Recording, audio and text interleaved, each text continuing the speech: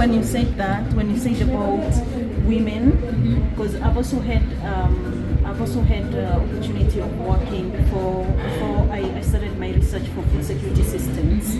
I was working with women and lactating, pregnant, and under 5, and in Nursery region, yeah. And as you're saying, you literally see the change, and it's so satisfying. And women are the ones who are burdened by the society and our culture in making food choices for their children. And when you also come on the other side for farming, they're also the same people who are burdened, they're the producers, you know. So when I started my research in 2017, and I started from greenhouse production because I started seeing a lot of change in climate. So what can we do to produce our food? And I actually, when Tambra talked about we need to start moving from the hospitals to get involved, you know, she's so right, because I had also made a comment to someone that we have been, as nutritionists, we have been taught to tackle nutrition in terms of physiology and pathophysiology, right? And that's it. You're a nutritionist, that's it. But when I started doing this research, my goodness, we have so much work to do. We have so much work to do, because nutrition, the nutrients, they come from the soil, right? You'd be so surprised. I did a baseline survey for my 25 farmers. I have 25 farmers right now I'm working with to help them increase their produce productivity by giving them information about soil management.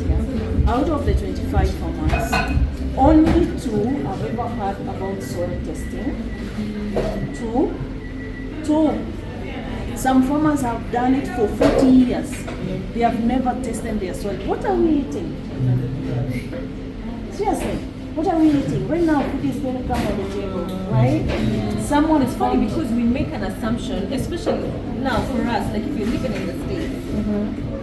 And in my opinion, right, having grown up in Kenya, been raised here, my assumption is everything we eat here is organic, right? Because we're getting it straight from the shamba to the table, farm to table, and it seems like that's healthier. Yes. But then in the States, because of so many preservatives and other things, we feel like whatever is being sold in the States is not as healthy as what we're eating from home. Exactly. But now you're saying that even the soil is not being tested. It's not being tested. Yeah. Tell you what, I did greenhouse, and I was doing that test.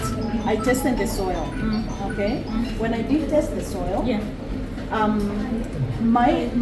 do you know we only have Karo in Kabete? That's where you send the soil to come. Okay. Like the Kenya Research, what do you call it? Kenya Agriculture Research Livestock. It's a research center? Yes. Okay. Yeah. Okay. So that's where you send the soil, or else you get some private companies. So I decided to try the government way. I sent the soil. So my soil was acidic. So recommendation is to use lime. Okay, on the soil to increase the pH. That means you bring, because every food has its own pH which you need to grow it under. Okay, so when I decided to also get into distribution and retail and see what are the variables involved, and what does our distribution channel, does it interfere with the biochemistry of our food? And it does interfere with the biochemistry of food in a bad way, not in a good way. Yeah. So when I tested the soil and I planted sukuma wiki, yeah. And then I brought them in Nairobi, and I gave one lady, and she bought, and she was like, oh my goodness, I have always, in fact she used these words, sukuma wiki inaniharibikia sana because of the acidity. Guess what? The one she gave did not. What does that tell you? Is it soil? Is it possible that the diseases that we are seeing, the hyperacidity, is because of this? You know, I was so sad to see someone who has farmed for 40 plus years, their soil has never been tested, and they only recently heard about soil testing. We're talking about 25 farmers. Yes. And we have like thousands of farmers. Yes. Now tell me, if we used that sample size, right, to generalize the whatever, because I wouldn't be surprised, because like our soil testing services, they are not decentralized. Okay, so an extension officer will go to the farm and tell farmers, oh, you know what, you can grow this, you can grow this, and these are the fertilizers. Like recently, fertilizer was distributed to farmers, right?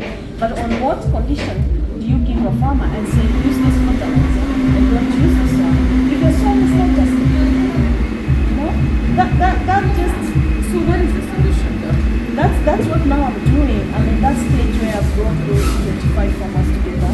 I have done that baseline survey. So now I'm in the place where I'm looking for resources to sponsor them, have to test their soil, and I want to go through with them a journey where, because of also climate change, I want to build some sort of net housing where we can produce that food, yeah, and the soil has been tested and we produce that food, right, and then I'll release that to the market and see how it's going to be sustainable.